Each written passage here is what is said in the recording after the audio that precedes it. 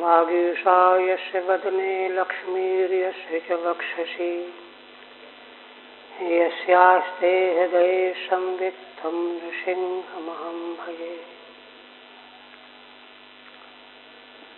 विश्वसर्गविसर्गादीनवलक्षणलक्षितम् श्रीकृष्णाख्यं परं धाम जगद्धाम नमामि तत्।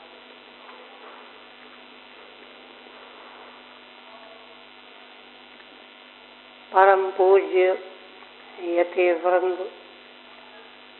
भक्त वृंद एवं श्रोत्र वृंद, श्रीमद् भागवत के 10वें स्कंध उत्तरार्ध की श्री भगवान की महिमामयी लीलाओं का निरूपण चल रहा है।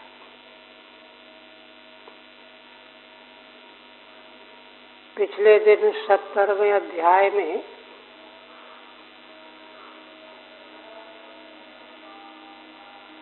भगवान की लीला का यह मनोरम दृश्य सुनने को मिला कि श्री भगवान जिस समय नित्य कर्म से संपन्न होकर राजसभा में पधारे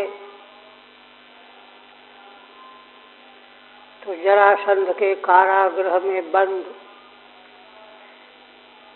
राजाओं का दूत ने आकर के भगवान से राजाओं की ओर से विज्ञापना प्रस्तुत की।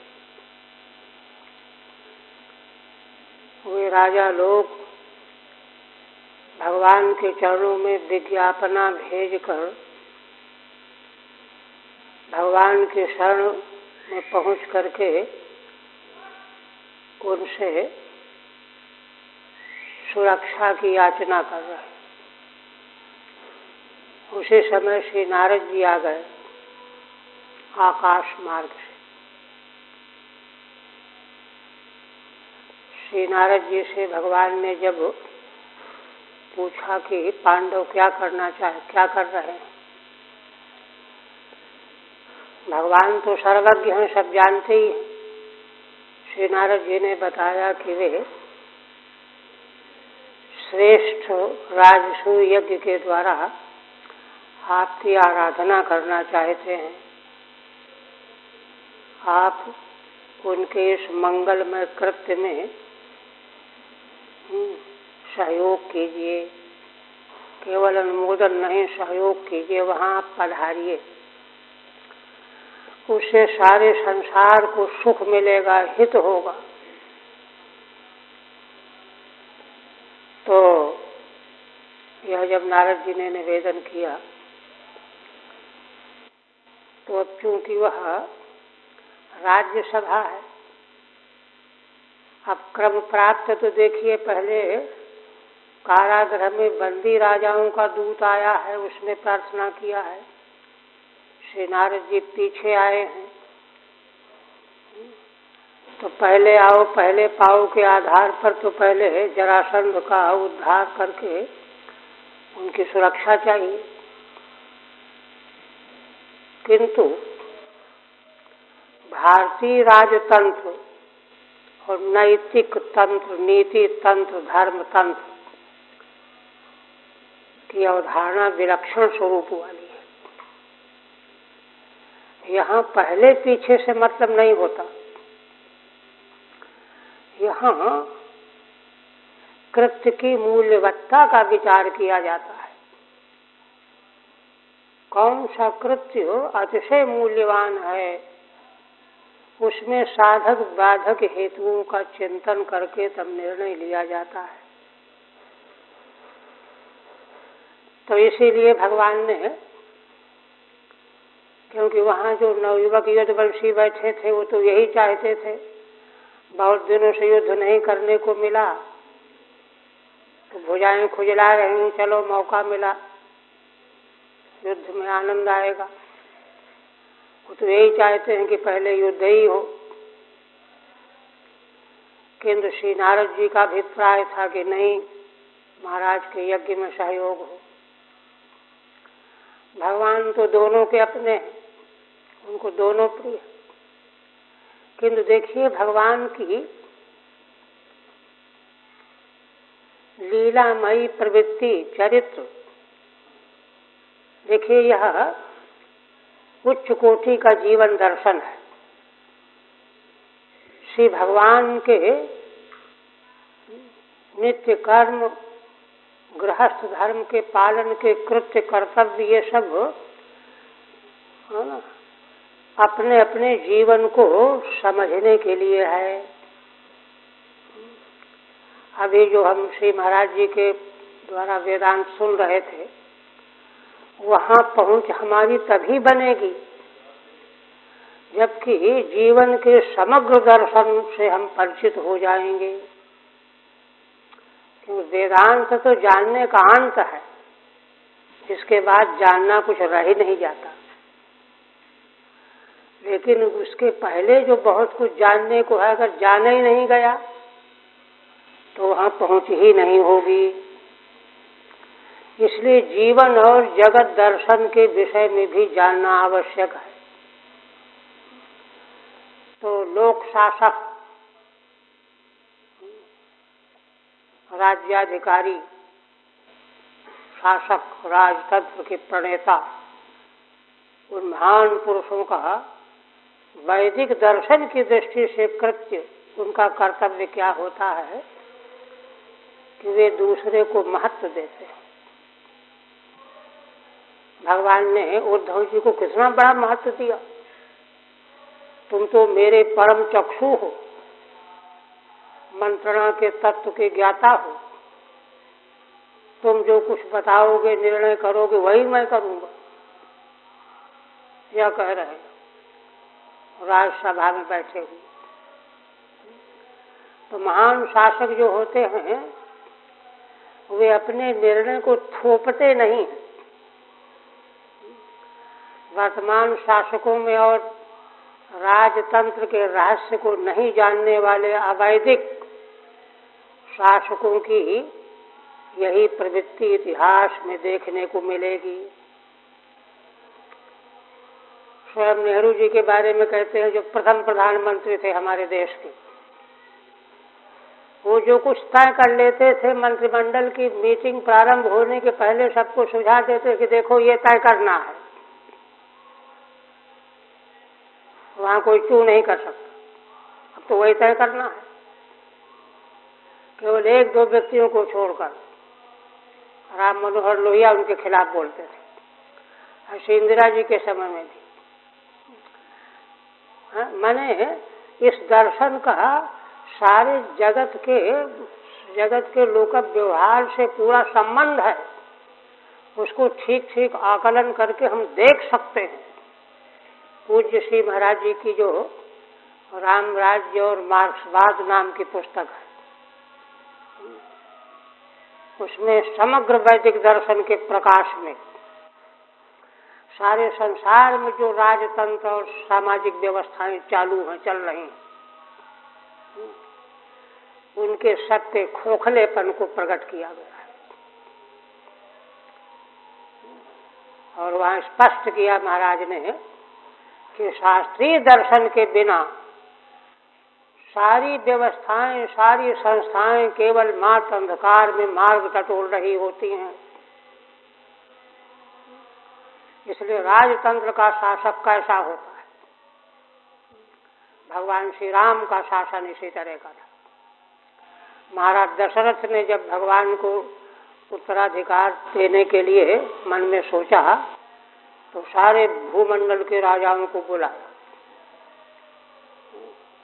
अयोध्या की सारी जनता वहाँ प्रस्ताव किया। देखिए, उनका शासन किसी के अधीन थोड़ा ही था, सर्वतंत्र स्वतंत्र निरंकुश थे, किंतु नहीं,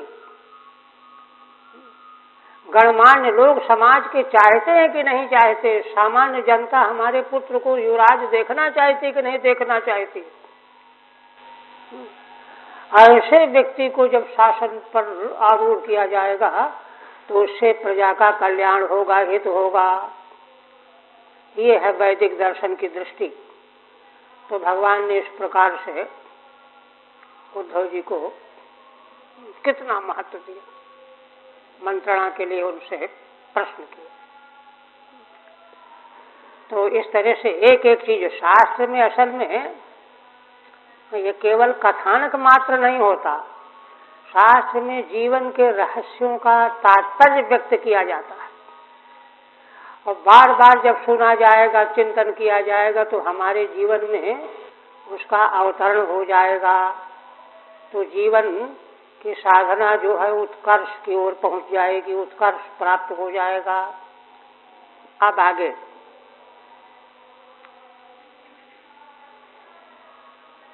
श्रीधर स्वामी कहते हैं, अथैक सप्ततितमे उद्धवस्य तु मंत्रतः इंद्रप्रस्थम गते कृष्णे पार्थानां परमोत्सवः। श्रीधर स्वामी की शैली है कि पहले पद्य में पूरे अध्याय का सार विषय बता देते हैं, फिर रहस्य खोलते हैं।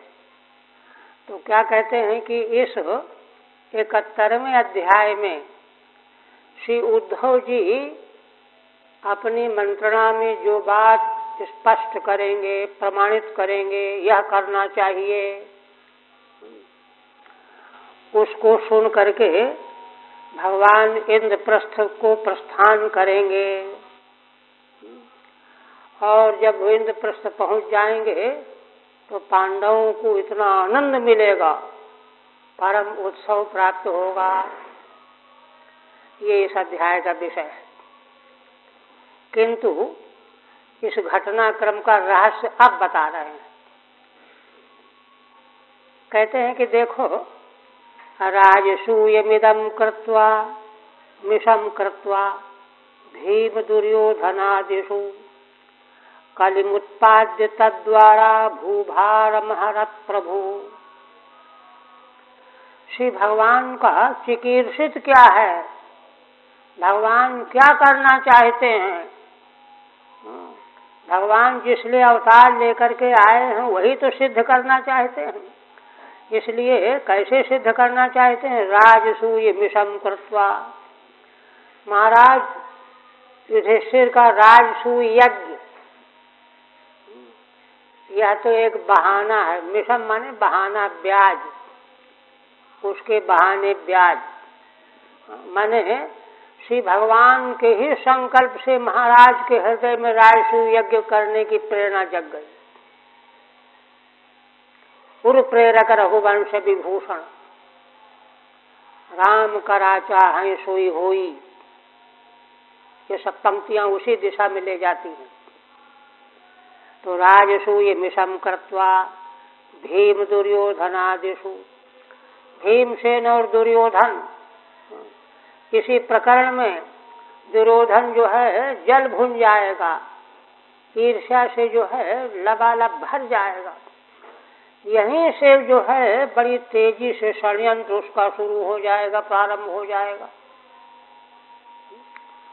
महाराज युधिष्ठिर का ऐश्वर्य, साक्षात देवता उनके यज्ञ में आकर के भोग प्राप्त कर रहे हैं, यह उससे देखा नहीं गया, बेचैन हो गया। तो यदि महाराज के द्वारा यह यज्ञ आरंभ न होता तो दुर्योधन को इस प्रकार से ईर्ष्या से उत्प्रोत होने का अवसर न मिलता। थोड़ा बहुत तो गड़बड़ कर ही रहा था, किंतु भगवान ने यह सब योजना बनाई। तो भीम दुर्योधनादिषु कलिम उत्पाद्य, भीमसेन दुर्योधन आदिकों में माने कौरव पांडवों में कली को उत्पन्न किया, कलह, विरोध। तद्वारा भूभार महारत प्रभु, और उसी के द्वारा पृथ्वी का भार जो अवशेष रह गया था उसका अपहरण किया भगवान ने। तो भगवान देखिए अपने लक्ष्य को प्राप्त करने के लिए समग्र विश्व ब्रह्मांड में एक संकल्प से कितनी बातें सिद्ध हो रही हैं। भूमंडल में धर्म का शासन हो, आतताइयों का उच्छेद हो, नाश हो, दुष्टों का जो एकता बन करके जो संसार को क्लेश दे रहे हैं, इससे मुक्ति मिले प्रजा को, इसके लिए भगवान ने इस प्रकार का संकल्प किया, योजना बनाई। उसी क्रम में यह सब चरित्र आगे प्रस्तुत किया जा रहा है। ये रहस्य बताया अमूल में से शुकवाच। इत्युदीरितमाकर्ण्यो देवर्षेर उद्धवो ब्रवीत सभ्यानां मतमाज्ञायो कृष्णस्य च महामतिः। भगवान सुखदेव जी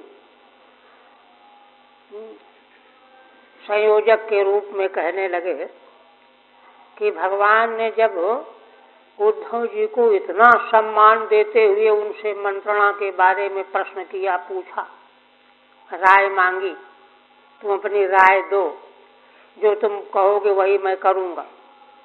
तो भगवान का यह कथन सुन करके देवर्षि उद्धव ब्रवीत, उद्धव और देवर्षि नारद जी ने जैसा प्रतिपादन किया कि महाराज के यज्ञ को पूरी तरह से आपको अनुमोदन करना चाहिए, तो दो पक्ष हो गए। भगवान का वक्तव्य, देवर्षि नारद जी का हार्दिक अभिप्राय और सभ्यानाम मतमाज्ञाय, वहाँ सुधर्मा सभा में जो और लोग बैठे हुए थे राज दरबार के सदस्य, उनका मत जान करके, तो उनमें से बहुत से युवक यदुवंशी चाहते थे कि नहीं, पहले युद्ध ही करना चाहिए, युद्ध की बड़ी इच्छा थी उनके मन में। तो सभ्यानाम मतमाज्ञाय, उनके मत को अच्छी तरह से समझ गए उद्धव जी। कृष्णस्य च महामतिः, और भगवान श्री कृष्ण क्या चाहते हैं यह भी समझ गए। क्यों समझ गए? कहते हैं कि उद्धव जी महामति हैं, महान मतिमान है, बुद्धिमान है, महाबुद्धिमान है। ठीक है। देवर्षे मतम राजसूय गमनम, देवर्षि नारद जी का मत तो यह है कि भगवान को राजसूय यज्ञ में पहले भाग लेना चाहिए। और सभ्यानाम मतम, और जो वहाँ यदुवंशी बैठे हुए हैं राजसभा में, उनका मत क्या है? नहीं नहीं, पहले राजाओं की रक्षा करनी चाहिए, है ना, धर्म करो, पूजा पाठ तो होता ही रहेगा, उनका मतलब ये है। कृष्ण से तू भयम, भगवान श्री कृष्ण को तो दोनों प्रिय, शरणागत की रक्षा भी और धर्म भी। ऐसे जो हैं तीन पक्ष हैं। अब तीन पक्ष में से किस पक्ष को महत्व देना चाहिए, यही मंत्रणा का विषय है। फिर कहते हैं उद्धव वाचो,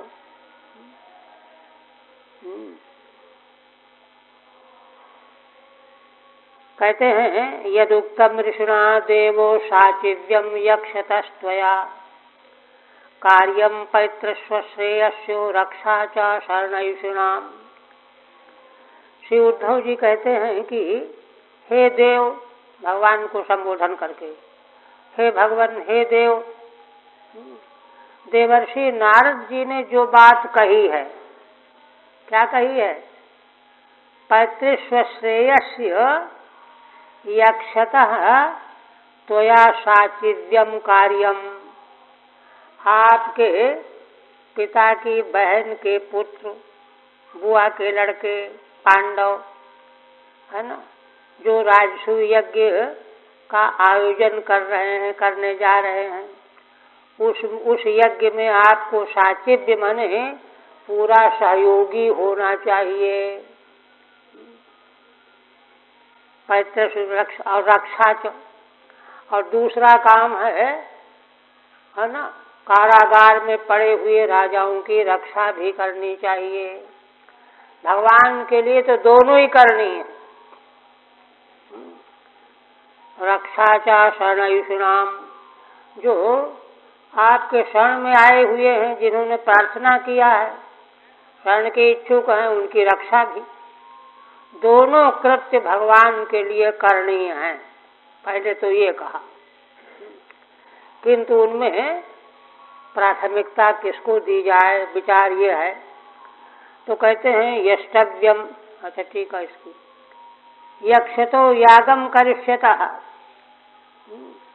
महाराज युधिष्ठिर याग यज्ञ करने जा रहे हैं, और वे केवल सामान्य राजा ही नहीं हैं, पैतृस्वश्रेयस्य पितृस्वसु पुत्रस्य, तुम्हारी पिता के बहन के पुत्र हैं, खास सगे संबंधी हैं। उनका साचिव्य माने सहायम, तच्चकार्यम, समर्थन और सहाय भी करना चाहिए। और दूसरा जो कृत्य है, तथा शरणार्थिनाम राज्ञाम रक्षा च कार्या, शरण चाहने वाले राजाओं की रक्षा भी करनी चाहिए। दोनों वस्तुएं जो है महत्वपूर्ण हैं। किंतु देखिए, अब देखिए निर्णय क्या दे रहे हैं। कहते हैं कि देखिए भगवान, अब ये नीति कुशलता का, मतिमत्ता का प्रमाण है। कहते हैं देखो, यष्टव्यम राजसूयेनो दिक्चक्र जैना विभो, अतो जरासुत जय उभयार्थो मतो मम। हे भगवान, हे विभो, राजसू यज्ञ करने का उसी राजा को अधिकार है जो दिग्विजयी है, दिक्चक्र जयी। चक्र माने समुदाय, दिशाओं का समुदाय, चारों आठों दिशाओं को जो जीतने वाला है, वही तो राजसू यज्ञ कर सकता है। जब तक एक भी राजा विरोधी बना हुआ, तब तक उसको करने का अधिकार नहीं, शास्त्र की आज्ञा ही है। वाल्मीकि रामायण के उत्तरकांड में बहुत मनोरम वर्णन आया है। भगवान भरत, शत्रुघ्न, लक्ष्मण के साथ बैठ करके मंत्रणा कर रहे हैं कि जो है हमको यज्ञ करना चाहिए, तो कौन यज्ञ करें, कैसे करें। तो पहले राजसू यज्ञ का वहां प्रस्ताव किया गया, तो इसका विरोध किया, भरत जी ने विरोध किया पहले कि भगवान हम इसका समर्थन नहीं करेंगे। बहुत लंबी चर्चा है।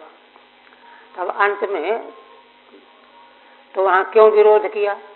विरोध इसलिए किया कि इसमें राजसू यज्ञ का आरंभ करने के लिए बहुत बड़ा जनहानि करनी पड़ेगी, पहले जनहानि करनी पड़ेगी, तब उसका संकल्प ही तब पीछे होगा। किंतु इसकी अपेक्षा अश्वमेध यज्ञ उत्कृष्ट है। दोनों यज्ञ जो हैं वैदिक सर्वोत्कृष्ट यज्ञ है। अश्वमेध यज्ञ में सौविध्य क्या है कि वहाँ तो ये है कि भाई घोड़ा छोड़ दिया जाता है, वो घूमता रहता है, अगर कोई विरोधी आया तो उससे युद्ध करना पड़ेगा, युद्ध होकर के जो उसकी रक्षा करनी होगी। तो इसमें जो है व्यर्थ की हानि नहीं होती, जन हानि नहीं होती। इसलिए अश्वमेध का निर्णय किया भगवान ने। फिर वहाँ बड़ी लंबी वार्ता है। भरत जी ने, लक्ष्मण जी ने, भरत जी ने अपने अपने वक्तव्य से परामर्श दिया। तब भगवान ने कहा कि आप लोग बिल्कुल ठीक कहते हो, अश्वमेध यज्ञ करेंगे।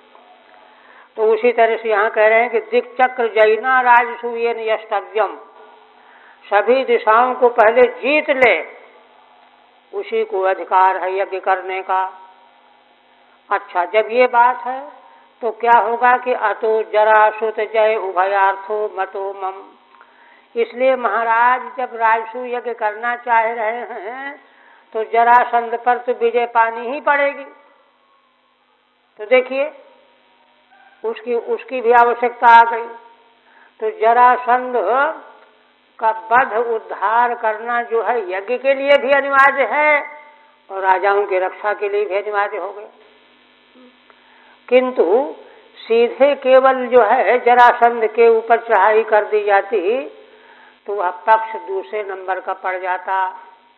किंतु महाराज के यज्ञ के प्रकरण में जब दिग्विजय करने के प्रसंग में उस पर अधिकार प्राप्त करना, उसको अधीन बनाना है, तो उस समय उसका वध करना जो है औचित्यपूर्ण हो जाएगा। क्योंकि यूं तो फिर यही है कि अपने से लड़ाई करने के लिए चढ़ाई करो, वो कोई लड़ना तो चाहता नहीं कि आओ हमसे लड़ो। तो इस तरह से सूक्ष्म दृष्टि उद्धव जी की ये है कि धर्म के मार्ग से जो है युद्ध की प्राप्ति हो जाएगी और उससे जो है हानि भी कम। आगे उपाय भी बताएंगे कि देखिए चढ़ाई करने में तो कितनी अक्षौहिणी सेना का निरपराध सैनिकों का वध करना पड़ेगा, हाथी घोड़े रथ पैदल सब मरेंगे। और धर्म के मार्ग से अगर ये काम संभाला जाएगा, बस केवल जरासंध ही मरेगा और कोई नहीं मरेगा।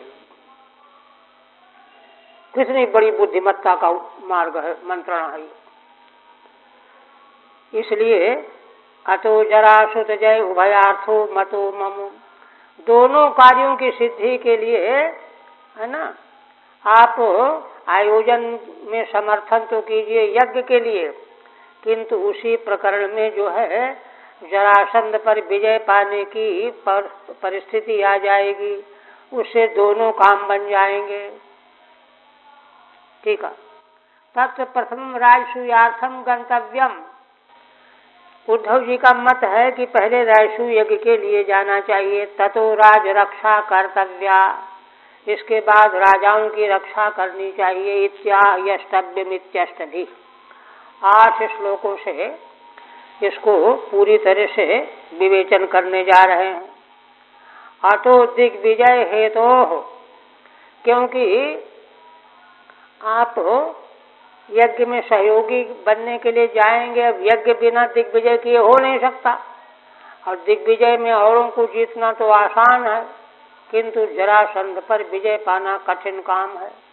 इसलिए दिग्विजय के लिए उसका वध करना पड़ेगा। तो दिग्विजय हेतु उभयार्थो राजसूयार्थ शरणागत राक्षार्थश्च, इस प्रकार से यज्ञ का समर्थन करने वाला मार्ग दोनों को सिद्ध करने वाला है। धर्म की रक्षा होगी और शरणागतों की भी रक्षा हो जाएगी। अस्माकं च महानर्थो हेतेनैव भविष्यति, यशश्च तव गोविंदो राज्ञो बद्धान् विमुञ्चतः। एक बात और कहते हैं कि देखो, ऐसा करने से हम लोगों को महान अर्थ की प्राप्ति हो जाएगी। अस्माकम माने देखिए, ज्ञानी लोग जो हैं वे सारे संसार को अपनी आत्मा की तरह से समझते हैं। तो उद्धव जी का तात्पर्य है कि जब इतना बड़ा महान यज्ञ आरंभ होगा तो वहाँ देवता लोग भी दर्शन करने के लिए आवेंगे, सामान्य जन भी आवेंगे और भगवान के महिमा मंगलमय दर्शन प्राप्त करेंगे। यज्ञ भगवान का दर्शन करेंगे, उससे उनके सारे पाप नष्ट हो जाएंगे। कितने बड़े प्रयोजन की सिद्धि हो जाएगी, प्राणी मात्र का हित होगा इससे। अस्माकं च महान अर्थः हेतेनैव भविष्यति, इसी क्रिया का आरंभ करने से हम सभी लोगों का महान प्रयोजन सिद्ध हो जाएगा, सारा संसार निष्पाप बन जाएगा। और यशश्च तव गोविंदो राज्ञो बद्धान् विमुञ्चतः, इसी प्रसंग में हे गोविंद भगवान, आप जब कारागार में बंधे हुए राजाओं की रक्षा करेंगे तो आपका बहुत बड़ा यश फैल जाएगा तीनों लोकों में। माने सभी समाज के मनुष्यों का हित होगा, कल्याण होगा, आपके यश की वृद्धि होगी। अच्छा, फिर कहते हैं अब आगे की बात जो कहने जा रहे हैं, तो उद्धव जी ने देखा, बात करते जा रहे हैं, प्रस्ताव अपना पक्ष रखते जा रहे हैं, देखते जा रहे हैं दूसरे के चेहरों की ओर कि कौन क्या प्रतिक्रिया क्या कर रहा है। तो यदुवंशी जो थे वो कह रहे थे कि अरे नाक घोंसे खोलने लगे कि अरे ये क्या कहने लगे। तो उनको देख करके क्या कहने जा रहे हैं, कहने जा रहे हैं कि देखो, बुद्धि पूर्वक मंत्रणा करके निर्णय लेना चाहिए। जल्दबाजी में निर्णय करने से हानि उठानी पड़ती है। वह बात कहते हैं क्या, सवै दुर्वसहो राजा नागायुत समो बले बलिनाम पिचान्येषां भीमम संबलम बिना। कहते हैं कि देखो सज्जनों, मैं यह समझता हूँ कि वह जरासंध जो है ना, मगध देश का राजा है, दुर्विषह है, उसको हरा देना इतना आसान काम नहीं है। क्यों? बल में 10,000 हाथियों के समान बल रखता है वह। या तो उन राजाओं ने, बंदी राजाओं ने अपने विज्ञापन में भगवान के सामने प्रार्थना में कहलवाया है कि हम लोगों को भेड़ की तरह, सिंह जैसे भेड़ों को बस में कर लेता, ऐसे बस में कर लिया। हम कर क्या सकते हैं? वही कह रहे हैं कि वह राजा है ना, मुकाबला करने लायक नहीं है। क्यों? 10,000 हाथियों का बल रखने वाला है। बलिनाम पिचान्येषां, दूसरे जो और भी बलवान हैं, उनका मतलब कहने का यह है कि हम ये नहीं कहते हैं कि और बलवान नहीं हैं, लेकिन बलवानों में भी वह अकेला 10,000 हाथी के समान बल रखने वाला है। अन्येषां च बलिनाम अपि, दूसरे बलवान हैं, उन सबों में भी कुछ बढ़ करके बलवान है। भीमम समबलम बिना, हाँ, उसके बराबर बल वाले केवल भीम ही हैं। इसलिए भीमसेन जो उसके बराबर बल वाले हैं, उन भीमसेन के बिना उस पर विजय पाना संभव नहीं है, ये कह दिया।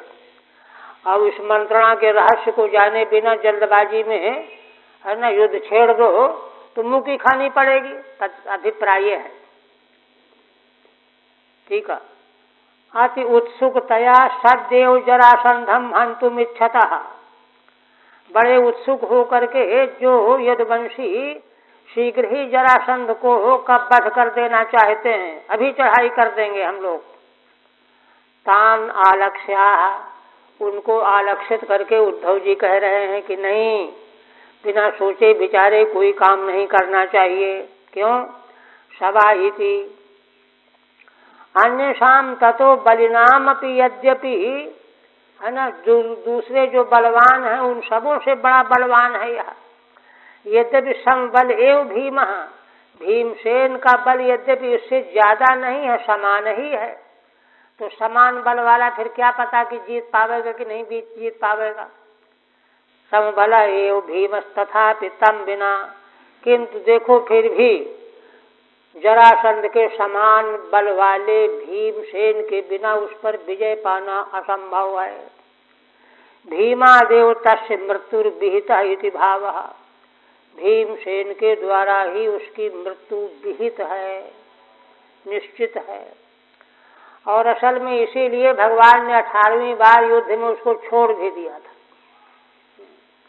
पहली बार जब मथुरा में चढ़ाई किया तो बलदेव जी तो मारी डालना चाहते थे, लेकिन भगवान ने छुड़ा दिया, नहीं नहीं, इसको मत मारो, ये फिर लाएगा। हम लोग एक ही जगह पृथ्वी का भार हल्का कर देंगे। 23 अक्षौहिणी सेना लेकर के आता था, है ना, 17 बार 23 अक्षौहिणी सेना का नाश कर दिया। इस तरह से बहुत सारा भार हल्का हो गया। किंतु भगवान जानते थे कि इसकी मृत्यु तो भीमसेन के द्वारा है, इसलिए 18वीं बार उसको छोड़ दिया था। फिर कहते हैं द्वैरथे शतुजेतव्यो मां शताक्षंहुरीयुतः ब्रह्मण्यो अभ्यर्थितो विप्र न प्रत्याख्याति कदाचित्। पुनः उद्धव जी कहते हैं कि देखो, यह जो जरासंध है, यह द्वैरथ माने द्वंद्व युद्ध में ही जीतने योग्य है। माँ शताक्षौहिणी युता, 100 अक्षौहिणी सेना है इसके पास। अगर सेना के साथ में युद्ध मिल करके करोगे तो उसको जीतना बड़ा ही कठिन हो जाएगा। क्या पता तुम्हारे लोगों के पास इतनी सेना ही ना हो, है ना। तब कहते हैं कि अच्छा, फिर जो है जब 100 अक्षौहिणी सेना का स्वामी है वह, तो द्वंद्व युद्ध करेगा क्यों? तो कहते हैं कि द्वंद्व युद्ध कैसे करेगा, उपाय मैं बताता हूँ। क्या बताते हैं? ब्रह्मण्यो अभ्यर्थितो विप्रैहि न प्रत्याख्याति कदाचित्।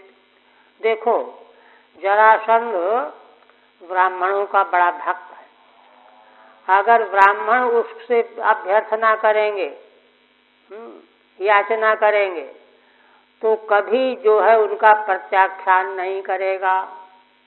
देखिए कितनी बड़ी बात।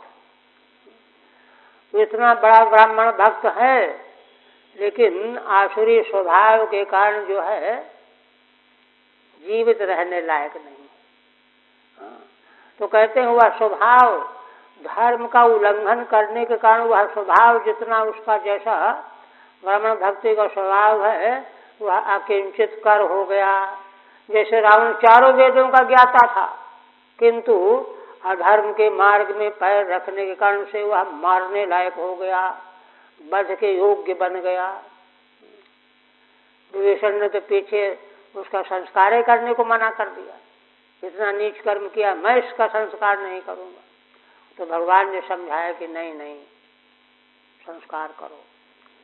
तो जो है इसलिए कोई जो है किसी प्रकार का धर्मवान हो, किंतु यदि वह है ना जन विरोधी है, प्रजा विरोधी क्रियाकलाप करने वाला है, तो वह वध के योग्य है।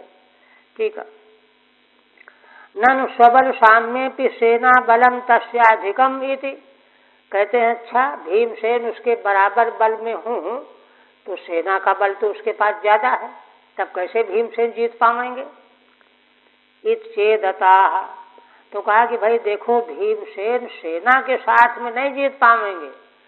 द्वैरथे माने द्वंद्व युद्धे, है ना। और आप लोग चाहो कि हम उसकी सेना के साथ में युद्ध करके जीतेंगे, तो शतेन अक्षौहिणी धीर युतो मागधो मां।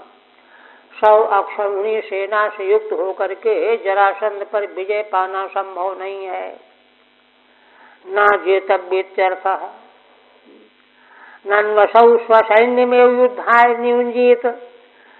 फिर किसी ने प्रश्न किया कि अच्छा, भीम से जब जाएंगे द्वंद्व युद्ध के लिए तो सेना लगा देगा पहले, तब क्या करोगे? वो तो उसकी इच्छा पर होगी ना।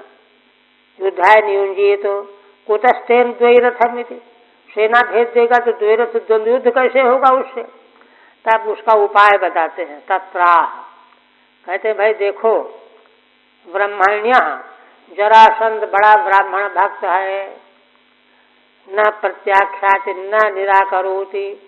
ब्राह्मण उससे अगर याचना करेंगे कि हम द्वंद्व युद्ध चाहते हैं, तो वह मना नहीं करेगा। ब्रह्म वेशधरो गत्वा तम भिक्षेत ब्रुकोदरः हनिष्यति न संदेहो द्वैरथे तव सन्निधौ। उद्धव जी कहते हैं कि देखो, मेरी मंत्रणा का सार ये है कि ब्रकोदर भीमसेन ब्राह्मण का वेश बना करके उसके पास जा करके याचना करें कि राजन, हम आपसे मांगने के लिए आए हैं। जब कहे कि क्या चाहते हो, क्या मांगते हो, बोलो, तो कहें कि हम द्वंद्व युद्ध चाहते हैं, ऐसा याचना करें, हाँ कर देगा, फिर पीछे नहीं हटेगा। हनिष्यति न संदेहो द्वैरथे तव सन्निधौ, है ना, इसमें कोई संदेह नहीं है, वे भीमसेन उसका वध कर देंगे द्वंद्व युद्ध में।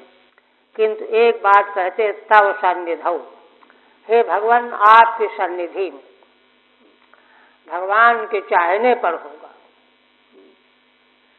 भिक्षेत द्वंद्व युद्धम याचताम, जरासंध के पास जाकर के द्वंद्व युद्ध की याचना करें। तथा संबलत्वात् साम्य में उस्यात्, तो कहते हैं याचना करेंगे तो जब बराबर बल वाले हैं तो समता ही तो रहेगी, जीतेंगे कैसे भीमसेन।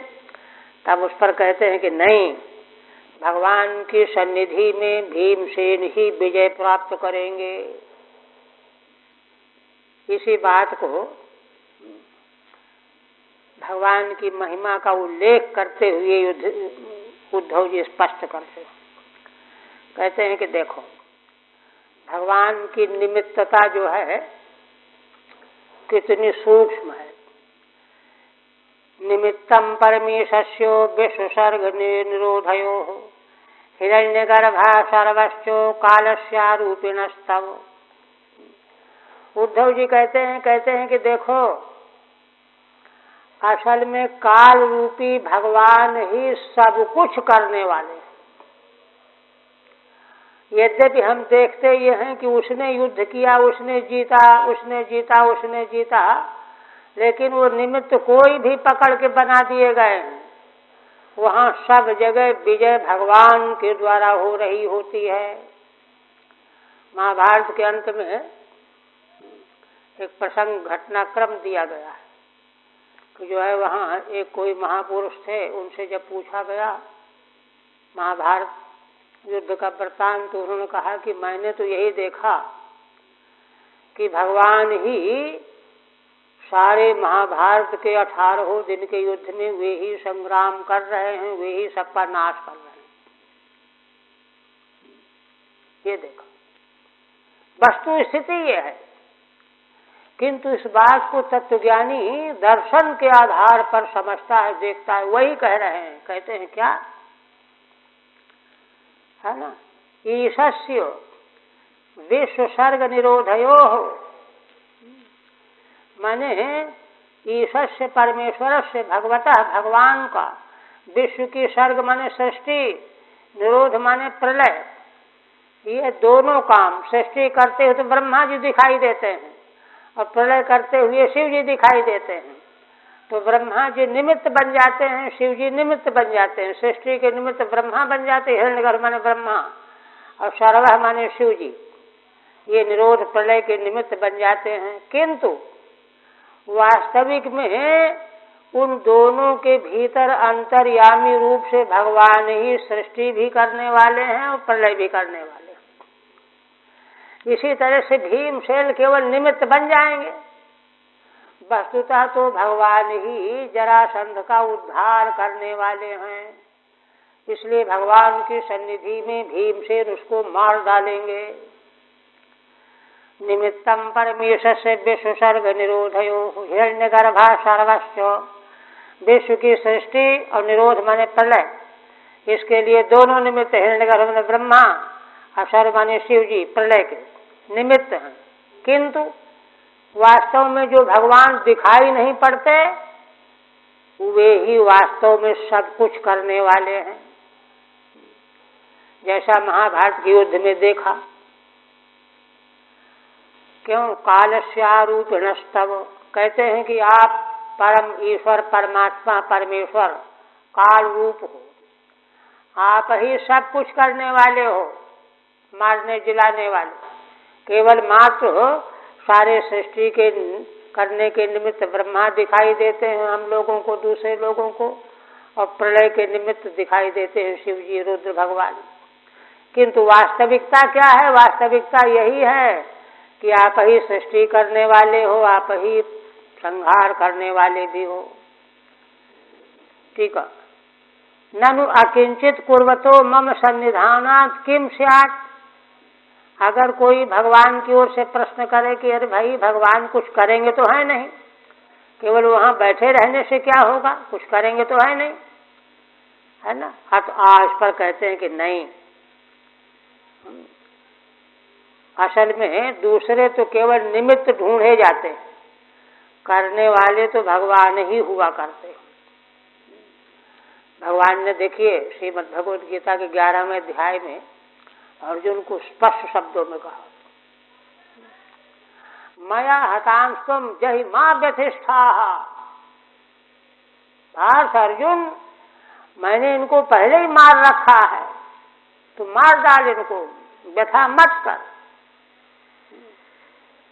है ना। निमित्त मात्रम भाव सभ्य साचिन, निमित्त मात्र बनो अर्जुन, यही तो सिद्धांत है।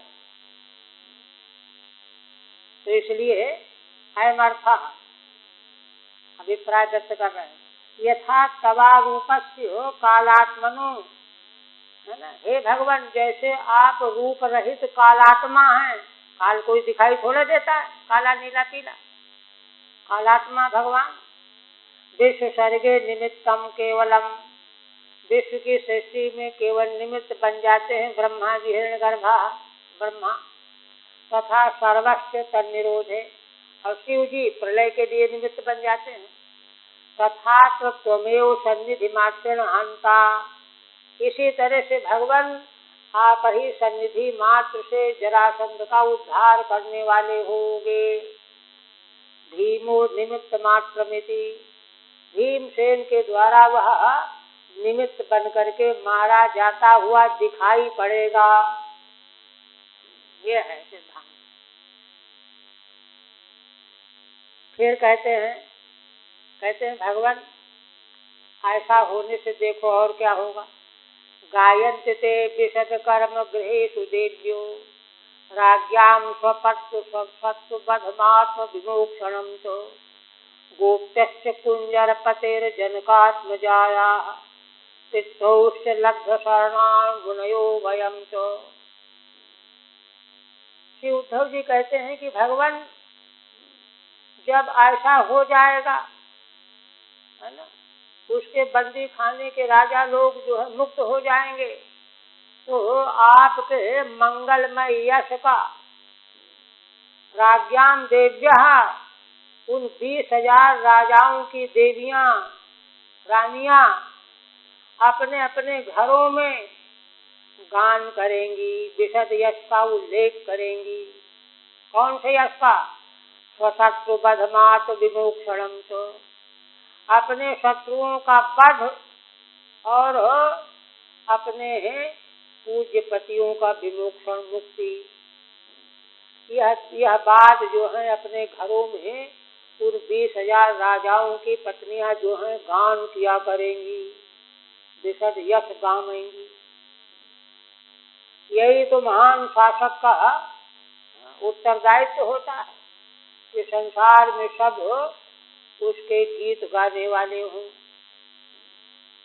सतु महाराज के भाषण को सुनने के बाद चतुर्थ स्कंध में आया है ना, ब्राह्मणों ने प्रतिनिधि के रूप में एक विद्वान ब्राह्मण खड़े होकर कहने लगे कि महाराज सारी प्रजा के प्रतिनिधि बन करके, है ना, आपका स्वभाव, आपका उपदेश, आपका ये व्याख्यान सुन करके आज हम लोगों को लग रहा है कि हम तो साक्षात भगवान के राज्य शासन में रह रहे हैं। भगवान का राज्य हो तो कहाँ किसको दुख मिल सकता है। हमको ऐसा अनुभव हो रहा है। भगवान के अवतार तो पृथु महाराज थे ही। तो यह चाहिए राजा को कि प्रजा जो है इतनी गदगद हो जाए कि उसके अलावा और किसी को पसंद ही न करे, तो आपका यशोगान करेंगी। कहते हैं कि देखो, कहते हैं महाराज उद्धव जी, गोप्यस्य कुंजर पतेर जनकात्मजाया, जैसे गोपियां गान करते हैं, काहे का गान करते हैं, शंखचूड़ उनका हरण करके लिए जा रहा था ना, भगवान ने उनसे छुड़ाया था, तो भगवान के द्वारा उनकी रक्षा हुई, शंखचूड़ का उद्धार हो गया, तो भगवान का यश गाने लगी। कुंजर पते गोप्यस्य, कुंजर पते कौन? गजेंद्र को ग्राह के मुख से छुड़ाया, तो सारे संत महात्मा जन भक्त जन भगवान का यशोगान करते हैं। भगवान कितने कृपालु हैं, कितना अनुग्रह करने वाले हैं। देखो बेचारे गजेंद्र को की रक्षा कर दिया, यशगान करते हैं। जनकात्मजाया, है ना, देवी सीता को रावण हरण कर ले गया था, भगवान ने रावण का वध कर दिया, तो इसलिए, है ना, भगवान का यशोगान करते हैं। देवी सीता की रक्षा की, भगवान ने रावण का वध किया, उनकी रक्षा की। चित्तोष लब्ध शरणा, और देखिए, आपने अपने माता पिता को कंस के कारागार से छुड़ाया, उसका उद्धार करके, वध करके, तो आपकी प्रशंसा होती, हम लोग करते हैं सबके सब कि बड़ा अच्छा हुआ, देखो भगवान के माता पिता सुखी हो गए। पितोष लब्ध शरणा गुणयो भयम, तो जो आपके शरण में आए हुए हैं वे मुनि लोग और हम सब भी आपके मंगलमय यशों का, ये तो एक एक गायन गान करने वाले जो लाभान्वित हुए हैं, कृपा पाप प्राप्त हुई, वो गाते हैं, किंतु ऋषि मुनि तो सारे भगवान की कृपाओं का एक साथ गान करते हैं। गोपियां तो अपनी रक्षा का गीत गावेंगी, ये महारानी अपने रक्षा का गीत गावेंगी, किंतु संत महात्मा जन भगवान ने उनकी रक्षा की, उनकी रक्षा की, उनकी रक्षा की। भगवान कितने दयालु हैं। इस प्रकार से जो आपके शरण में आने वाले भक्त हैं, मुनिजन हैं, हम लोग हैं, ये हम लोग भी सदा सर्वदा आपका यशोगान करते रहेंगे। और यशोगान के लिए ही तो भगवान प्रकट होकर के अवतरित हुए हैं, उसी से तो मनुष्य का कल्याण होगा। ठीक है। अतो अनेन उपायन त्वया सा शीघ्रम हंतव्य इत्याशयना, इसलिए हे भगवान, इसी उपाय के द्वारा आप कृपा करके जरासंध को शीघ्र वध कर दीजिए। इत्याशयना गायन्ती थी, है ना। जरासंध धृतानाम राज्ञाम देव्या, जरासंध के द्वारा गिरफ्तार किए गए राजाओं की देवियां, रानियां, पत्न्यस्ते विशदम कर्म, आपके विशद कर्म का गान करेंगी। स्वगृहेश, घरों में ही गाएंगी, है ना।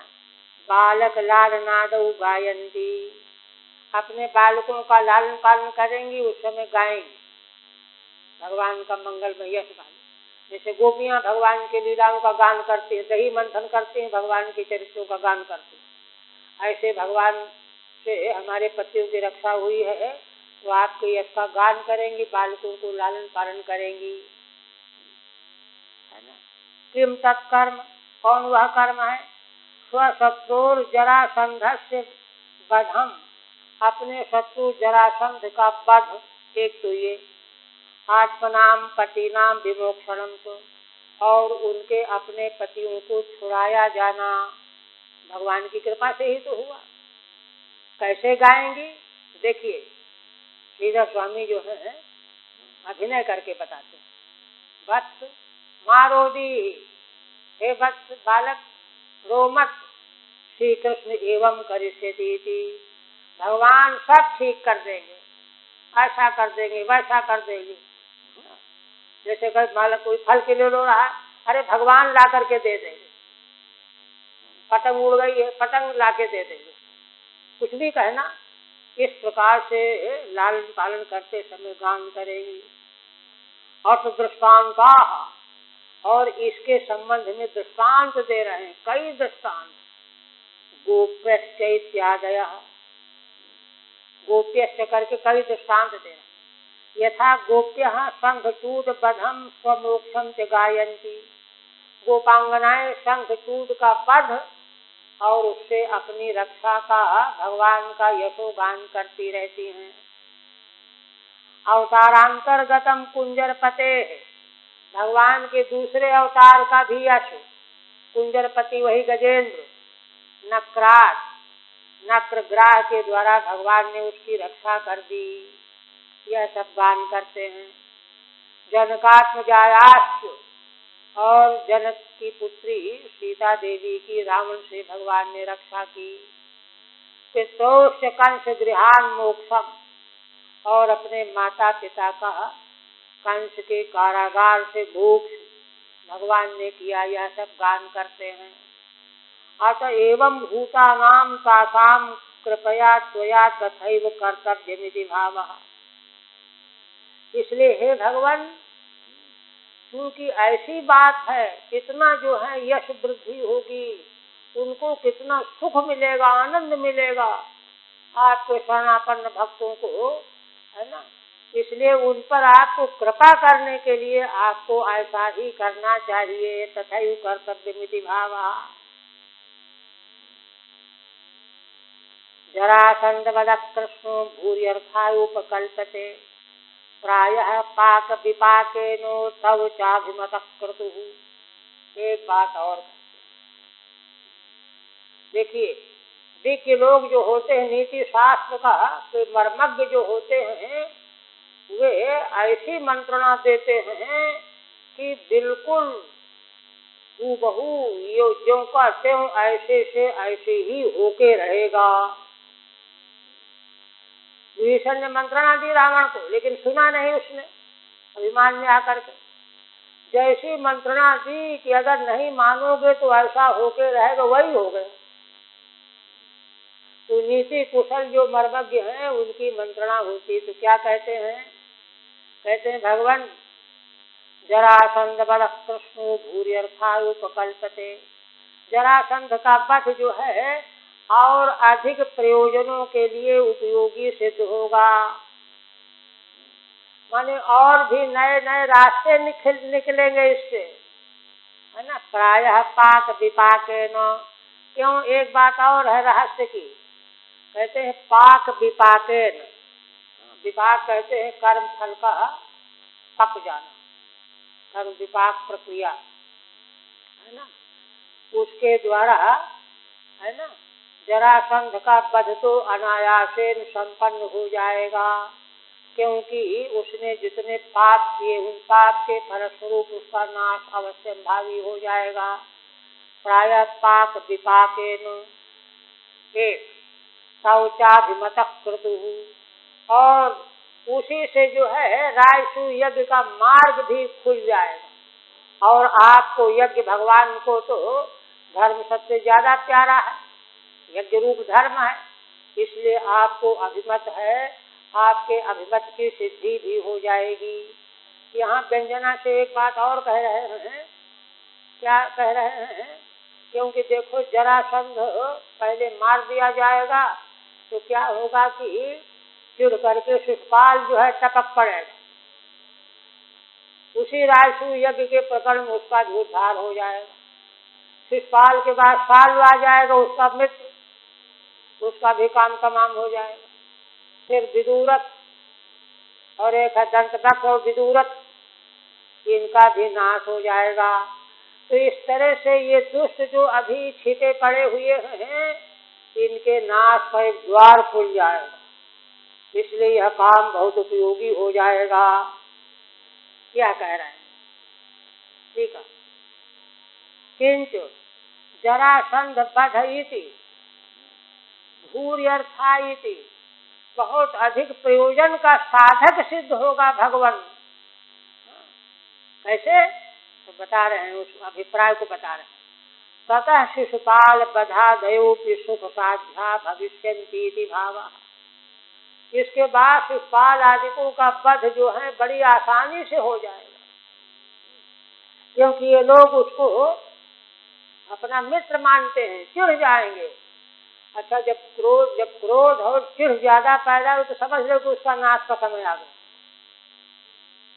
क्रोध से पाप ही करता जाएगा, पाप बढ़ता जाएगा, पाप बढ़ता जाएगा, तभी तो भगवान को अपशब्द कहा, यज्ञ में नाश हो गया, है ना। और उसी से शुद्ध होकर के फिर और सबों का भी, इसलिए आदि से वो सब पूरी श्रृंखला नष्ट कर दी जाएगी। तो ये सब भी जो है रास्ता खुल जाएगा। सुख साध्या भविष्यन्ति भावः एतत् सर्वं भविष्यत्येवेति संभावयन्ना। कहते हैं कि उद्धव जी एक प्रकार से ना समझों की तरह तो नहीं बोलते कि मेरा दावा, ऐसा नहीं कहते हैं। विज्ञ लोग जो हैं गंभीर भाषा का प्रयोग करते हैं, किंतु अभिप्राय क्या है कि देखो मेरी समझ में ऐसा होके ही रहेगा, यह संभावना है। क्या? प्रायः इति पच्यते इति पाका, है ना, जो कर्म फल, कर्म किया जाता है, जब पक जाता है तो उससे फल निकलता है। पाका कर्म, कर्म का फल होता है ना, तस्य विपाका, कर्म का फल, फलम तेन राज्ञाम पुण्य विपाकेन। तो देखो राजाओं का तो पुण्य विपाक है, उनका पुण्य विपाक क्या है? एक तो बेचारे धर्मात्मा थे, निरपराध थे, और फिर भगवान के चरणों में के भक्त थे, भगवान के चरणों का जो भक्त हो उससे बढ़कर के धर्मात्मा कौन होगा। उनके पुण्य विपाक से इसका मारा जाना तय है। जरासंधाजी नाम पाप विपाके नेति, माने राजाओं का पुण्य विपाक, उनका पुण्य फलित होगा। भगवान से प्रार्थना की है उन्होंने, शरण ली है, और उसके पापों का विपाक है ना, दोनों के द्वारा जो है उसका नाश होना ही है। अच्छा, जरासंध पाप विपाके नेति, आदि से सभी का, सबके पाप विपाक के द्वारा नाश होगा। पाठांतरे जरासंध से पाप विपाके नेति, पाठांतर में कहीं ऐसा भी है पाप विपाके न होकर के पाप विपाके न किसी प्रति में, तो उसकी व्याख्या करते हैं कि अगर पाप विपाक की जगह पाप विपाक है तो उसका अर्थ है ना कि जरासंध आदि दुष्टों के पाप के फल से जो है मारे जाएंगे ये सब।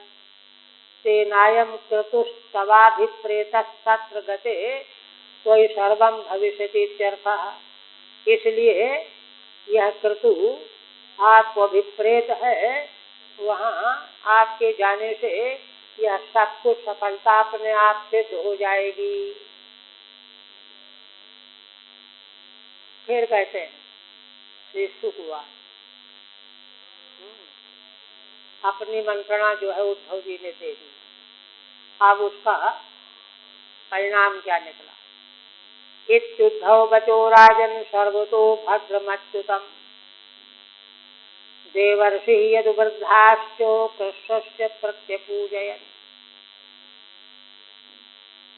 भगवान सुखदेव जी कहने लगे कि राजन, उद्धव जी की बात को सुन करके, इनकी वाणी कहे सर्वतो भद्रम, सब प्रकार से मंगलकारिणी, धर्म की रक्षा करने वाली मांगलिक वाणी सुन करके, है ना, जो भगवान अच्युत के प्रति कही गई है। देवर्षि यदुवृद्धाश्च, है ना, तो देवर्षि नारद जी ने यदुओं में जो वृद्ध थे, नौजवान तो नहीं ठीक समझ रहे हैं, लेकिन जो वृद्ध अनुभवी हैं वे ठीक समझ रहे हैं। उद्धव जी ने बहुत ठीक कहा। कृष्ण से प्रत्यपूजन, नारद जी ने समर्थन किया, बहुत ठीक कहा है उद्धव जी ने। वृद्ध यदुओं ने भी और भगवान ने भी समर्थन कर दिया। आप कहते हैं अच्युत मुखपत्या, अच्युत भगवान क्यों प्रसन्न हुए, क्योंकि उद्धव जी ने बड़ी उत्पत्ति पूर्वक जो है यह मंत्रणा प्रस्तुत की है, हेतु सहित, तर्क सहित, विचार सहित। यदु वृद्धा इति बदता अनुद्धा गया, यदु में जो वृद्ध थे, यह कहने का मतलब यह है कि जो नौजवान थे अभी, अनुद्धा तथा ना पूजनीति सूचितम, उन्होंने समर्थन नहीं किया। बोले तो कुछ नहीं, विरोध नहीं किया, शिष्य थोड़े थे, किंतु उनको बात पसंद नहीं आई, वे तो युद्ध ही के पक्षपाती थे, ये सूचित हुआ है। आज इसके बाद अथादिशत प्रयाणायो भगवान देवकी सुतः भृत्यां दारुक जैत्रादीन अनुज्ञात गुरुन विभु। अब मंत्रणा को स्वीकार करके भगवान ने तुरंत, क्योंकि उद्धव जी ने संकेत किया है कि यह काम आपको जल्दी से जल्दी करना ही चाहिए, पक्का कर लिया है ना। अथादिशत प्रयाणाय भगवान देवकी सुतः, देवकी देवी के पुत्र भगवान इंद्रप्रस्थ की यात्रा करने के लिए भृत्यान दारुक जैत्रादीन सेवकों मुख्य कौन, दारुक सारथी जैत्रादि सेवकों को आज्ञा दिया, और गुरुओं के पास जाकर के भगवान ने पहले आज्ञा मांगी कि हम लोगों ने यह तय किया है, ऐसे ऐसे महाराज युधिष्ठिर के यज्ञ में सम्मिलित होना चाहते हैं। गुरुजनों ने आज्ञा दे दिया, सब सेवकों को आज्ञा दिया कि तुम लोग रथ तैयार करो। अनुज्ञाप्य अनुज्ञाम प्रार्थ्य। देखिए, सर्वज्ञ भगवान गुरुजनों से आज्ञा लिए बिना कोई व्यवहार का कार्य नहीं करते हैं।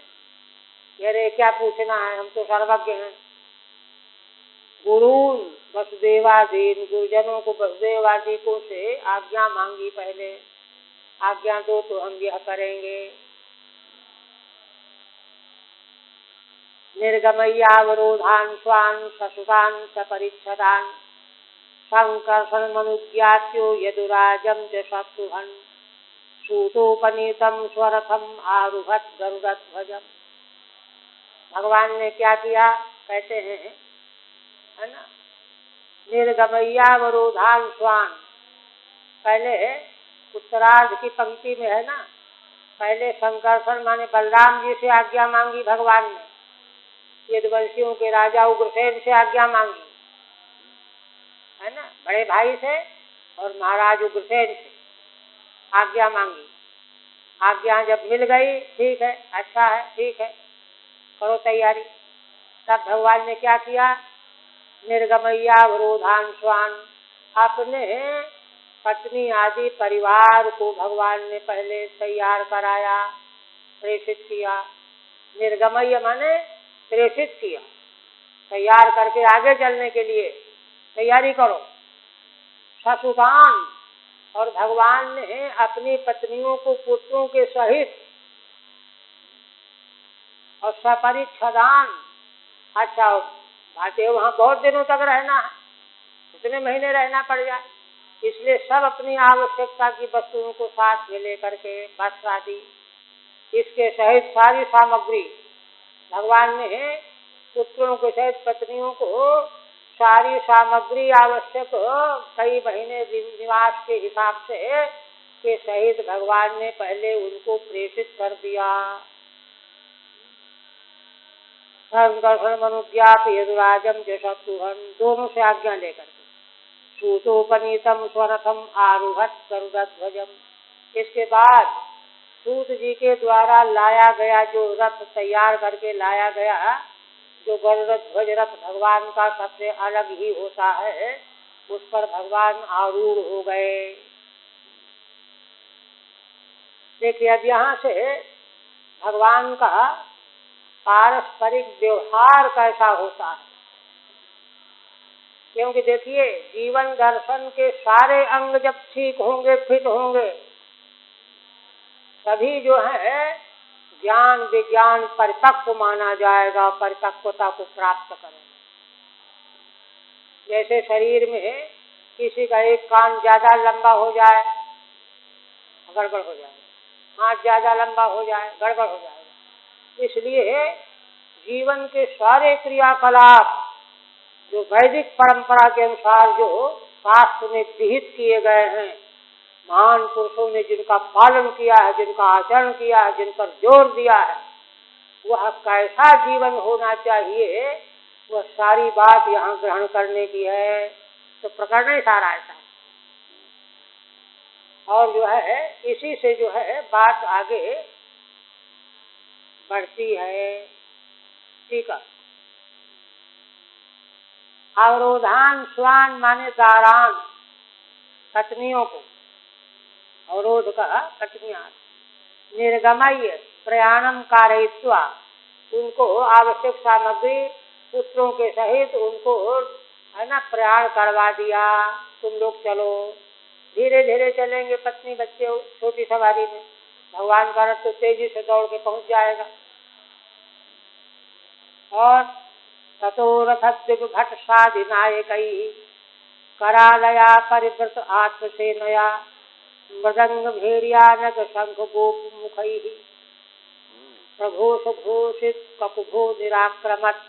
इसके बाद भगवान, है ना, कहते हैं कि बड़ी भारी सेना से घिर करके, करालया आत्मसेनया परिवृता, बड़ी भयंकर यदुवंशियों की सेना से घिर करके भगवान चले। सेना में कौन कौन थे? रथ, द्विज माने हाथी, भट माने वीर पैदल सैनिक, सादी माने अश्वारोही नायक, इन सबों से, है ना, इन सबों से मिली हुई बड़ी भयंकर भगवान की सेना से भगवान घिरे हुए हैं। और क्या है? मृदंग भेरिया नक शंख गोमुखई। उनके साथ में, सेना के साथ मृदंग, भेरी, आनक, शंख, गोमुख, ये वाद्य बजाए जा रहे हैं। प्रघोष घोषित कपभू निराक्रमत। इन वाद्यों के घोष से सारी दिशाएं जो हैं व्याप्त हो रही हैं भगवान की सेना के साथ में चलते समय। ऐसी इस अवस्था में भगवान द्वारिकापुरी से चल पड़े, निकल पड़े। भटा पदातया, पैदल जो सैनिक है वो भट, साजनो अश्वारोहा, घोड़े पर सवारी करने वाले साथी, रथाधिनायकई, करालया, बड़ी भयानक सेना थी, तीव्रया, आत्मसेनया, तीव्र तीक्ष्ण भगवान की सेना, परिवृतो निराक्रमण निरगात, उससे घिरे हुए भगवान निकल पड़े द्वारिकापुरी से।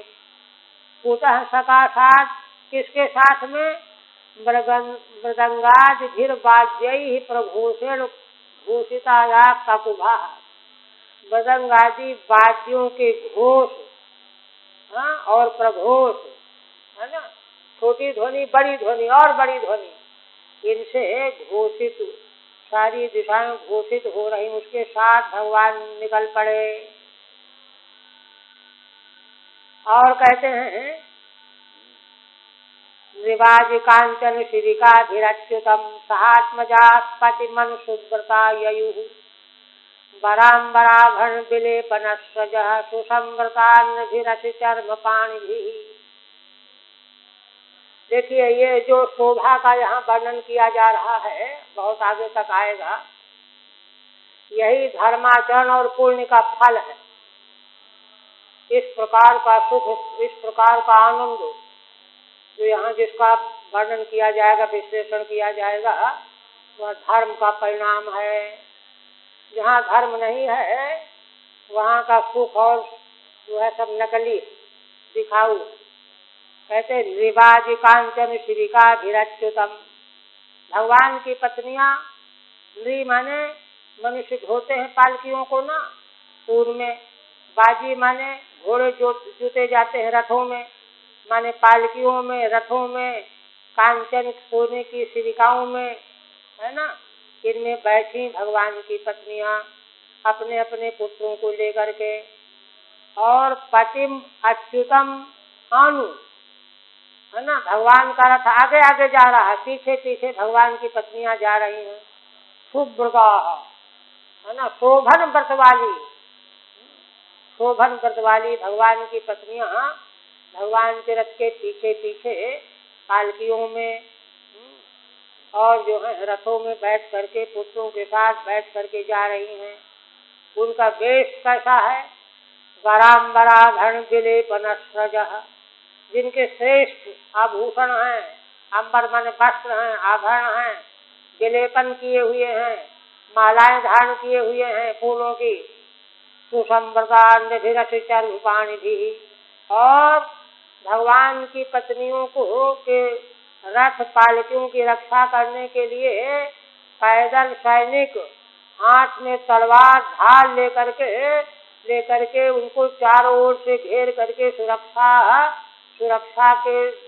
सुरक्षित करके लिए जा रहे हैं। उनसे सुरक्षित होकर के चली जा रही हैं। नृवाजिधिर नरयानई ही, नरयान वही पालकी, रथैष्ठ और रथों के द्वारा, कांचन शिविकाभिष्ट और सोने की पालकियों के द्वारा, अच्युतम पतिम अनुययु, भगवान अच्युत अपने पति के पीछे पीछे जा रही हैं। सुव्रता पतिव्रता, शोभन व्रत माने पतिव्रता, वराणी अंबरादीन यासामता, जिनके श्रेष्ठ वस्त्र हैं, श्रेष्ठ अलंकार हैं, लेपन है, माला आदि धारण किए हुए हैं। बस